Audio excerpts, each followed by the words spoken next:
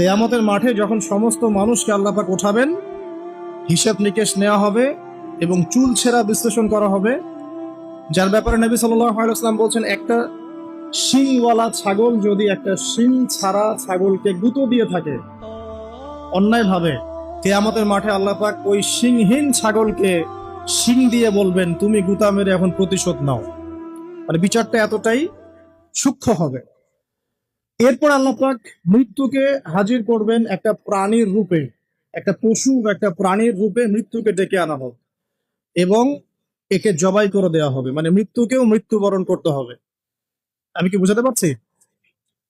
এতে করে কি হবে, জান্নাতীদের উৎফুল্ল যে মেজাজ, যে খুশি, এটা আরো বেড়ে যাবে।